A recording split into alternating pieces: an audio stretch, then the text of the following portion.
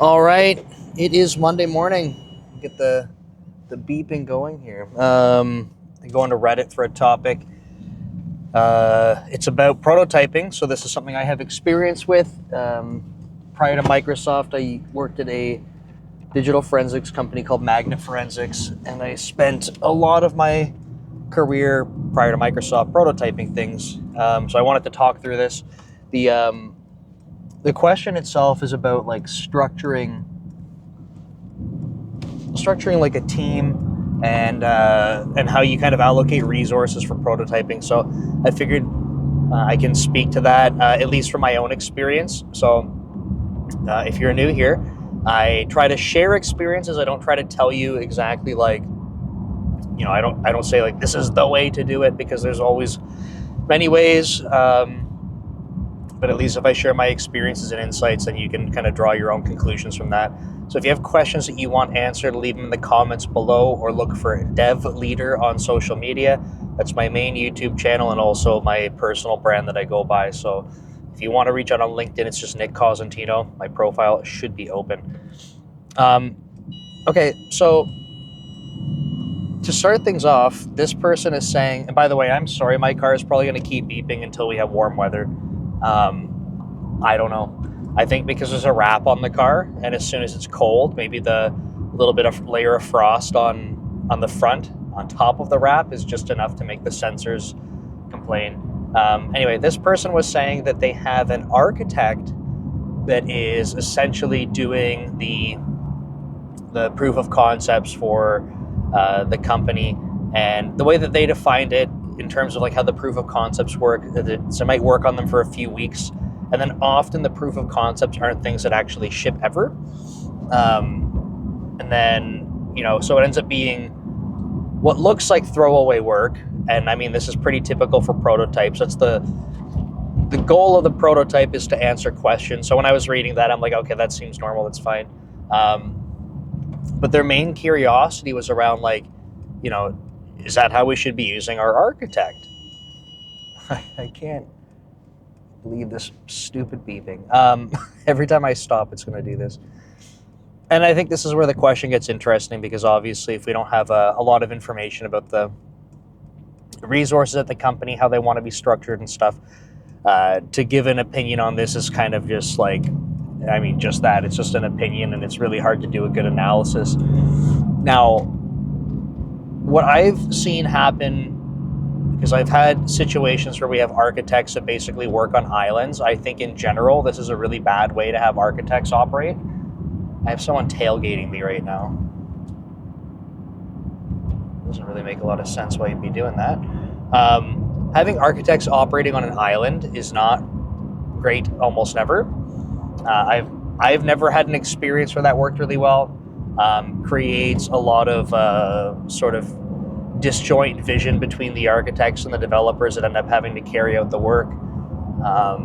Kind of just overall not a great vibe. However, prototyping is a little bit unique in that it's and I'm not saying it's reserved only for architects, but the interesting thing about prototyping is that you have to think about developing code in a different way because the goal of the prototype is to answer a question, not to ship production-ready software. And one of the things that people struggle with, I found historically, is that getting into that mindset is very difficult. People like the idea of, I get to work on new shiny things, and that seems exciting, and that's cool, but the problem is that they're not ready to throw away their code. And then they get attached to it, they want it to keep going, and then, if they like things, then basically they want to push out timelines, and it's like hard to blame them because they like working on it and it is interesting. But the reality is you need to do the minimum amount of work to get a question answered. And then that code is either going to get thrown away because it did its job, or depending on what it looks like, that might be something like an integration point that another team takes on. Or depending on how you're structured, it could go a bunch of different ways. But the point is that you have to be ready to toss away code. And I don't think that many people are in that mindset where they're comfortable with that.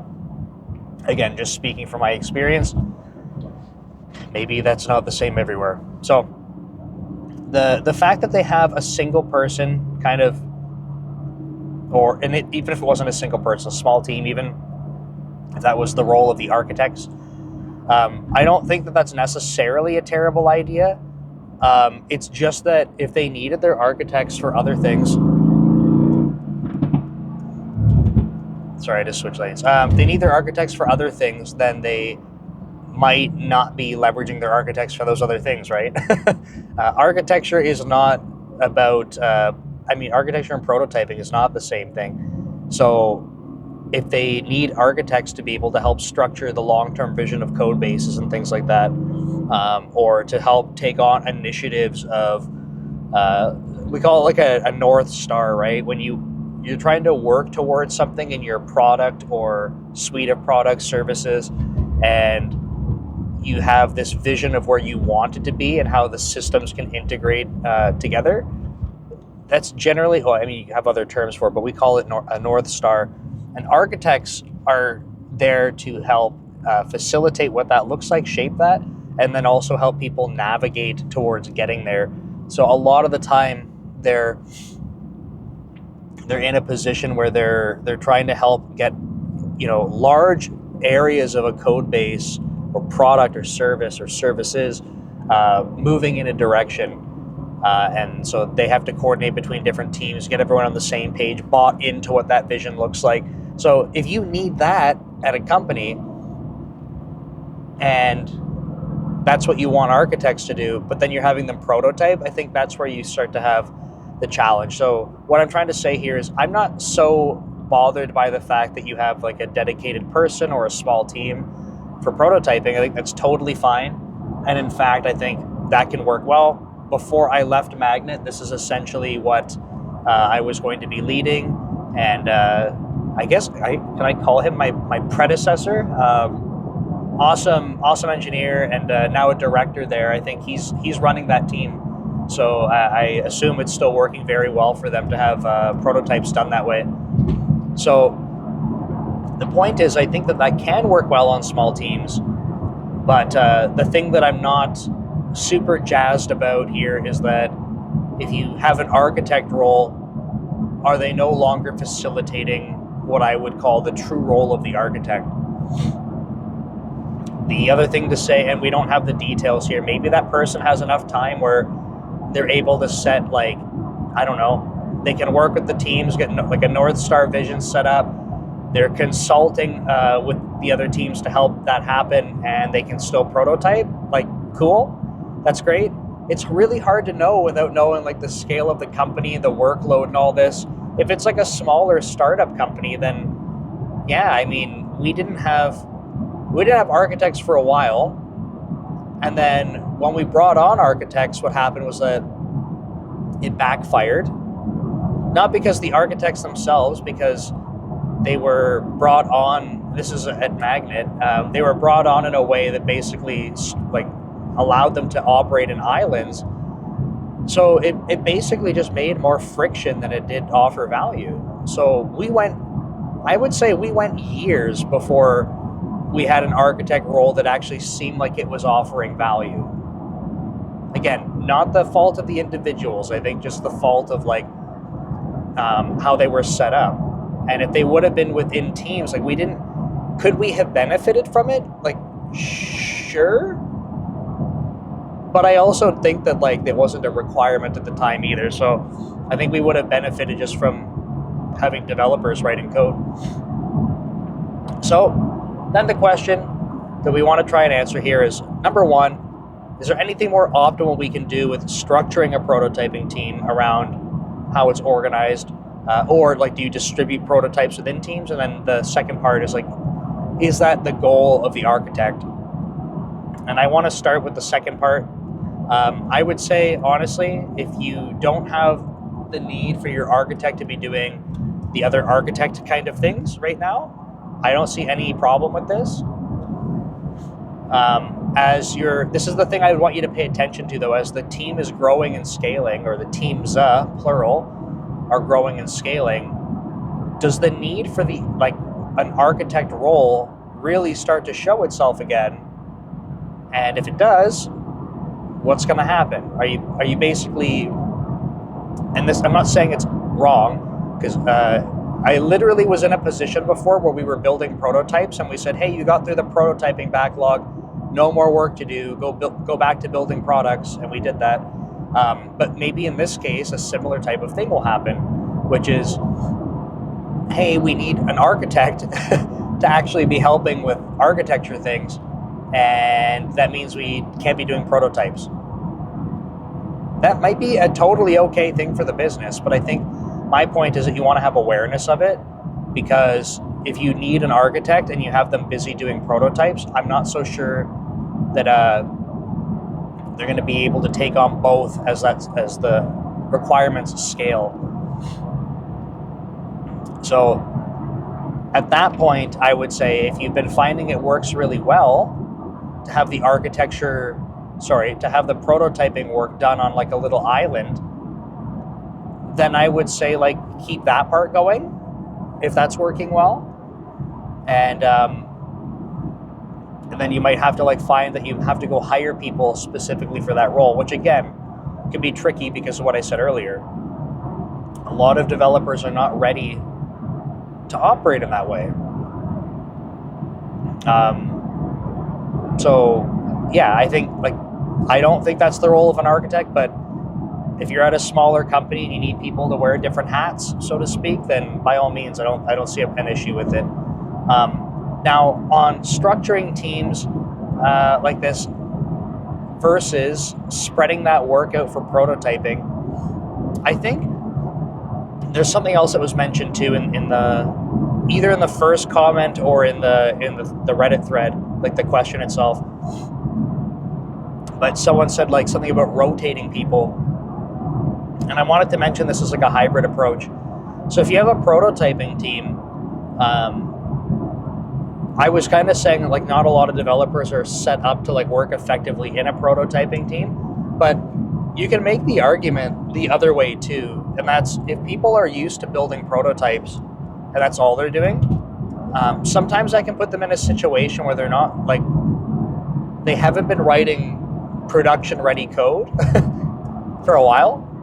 And it's very different, right? Because you want to think about, I mean, even when I was prototyping, I would try to think about how can I write testable code, not because I was going out and writing tons and tons of unit tests for it, but because if I can write testable code in the first place, and it's not taking me extra time to do it, if I need to hand something over because we're not scrapping it, then you don't have to like say, oh, it was just prototyped and rushed and written really poorly.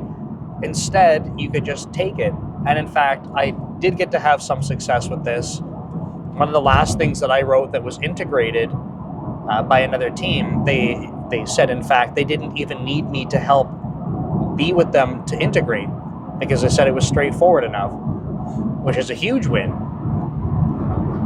But I think if in terms of balancing out a team, there is a huge opportunity here where I talked about this in another video recently where you could basically, if you had a prototyping team, have people that are situated on this team. Again, depends how many people you have on the team, the size of the company, but they could be building prototypes. And then what you could be doing is finding integration points. So say you do a prototype and it's not something that like the question was answered and it's, hey, we want to go forward and find a way to productize this. You could take one of the engineers that was working on that, have them go work with the integration team to go build it, whether that's a whole new product, whether that's a new feature set or area of features in a product or service, have them go work with the team to go build that. Now, when that happens, your prototyping team temporarily shrinks, right? You're kind of dedicating one resource to go help with that. And there's nothing wrong with it, but that might be an opportunity where you can actually bring in someone else. So depending on how much flexibility and stuff, movement you have within your teams, it can be a really cool opportunity to bring someone else in to try learning about prototyping. So they could be, not to assign like a level, but like they could be more junior when it comes to prototyping. So you teach them about how to prototype, get them ramped up, get them to understand it. And that could just be a temporary rotation thing. That could be something where, again, depending on the size of your company and your teams, where you're like, hey, you are the next. It's not really temporary. It's like you're a permanent member of the team until you have your own integration, or we swap for some other reasons. But this could be a really interesting way to breathe more life into the team, give other people opportunities, not only to prototype, but the prototype people to go back to building production-ready software. So like I said, I left Magnet before we got this team to this point, but I think that would have been I don't want to say long-term vision. It would have been the thing that I wanted to work towards trying. So I need to be very transparent. I never got to the point where we were doing that, but that's what I was aiming for, was to be able to have, prototyping team members go to integrate. And it's because, at least the scale we were at, there was always interest in prototyping. And I think a lot of interest in like, hey, I've been working on one team and I've been doing more maintenance and I really want to try something else. Like, I think giving those types of people an opportunity is great. So overall, I would say, yeah, not the role of the architect, but like any small company, it's not wrong to have people doing this kind of stuff. It just might not be the most effective, and that's okay. Because right now it might be the most effective. You have someone that's able to do it and they're doing a great job. Awesome. Just have awareness, I would say. That's probably the best word. Make it a conscious decision, have awareness. And that way, as your architecture needs change versus your prototyping needs, you're not pulling this person in two different directions. Prototypes done on teams, I think, on like a dedicated team, I think does work well because of the mindset you need for prototyping. I'm not a huge fan of scattering all of your prototypes across all of the teams. And it's not because I don't want to share that opportunity with people. It's literally because of the mindset requirement that I was mentioning. It's not to say that no teams are allowed to experiment with things. Like, that's totally fine. But if you have the need to basically have a pipeline of ideas getting answered, and then you inject that into all of the other teams sort of uniformly or sporadically, I think it can actually be distracting. It might very well depend on the type of work, but like I said, how you approach prototyping, which is really just how do we get a business question answered, I think that can be super distracting for some individuals. So that's the only reason I kind of caution against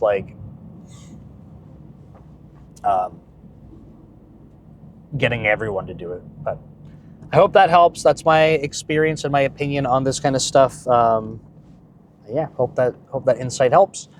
If you have questions you want answered, leave them in the comments or look for Dev Leader on social media, and I will see you next time. Take care.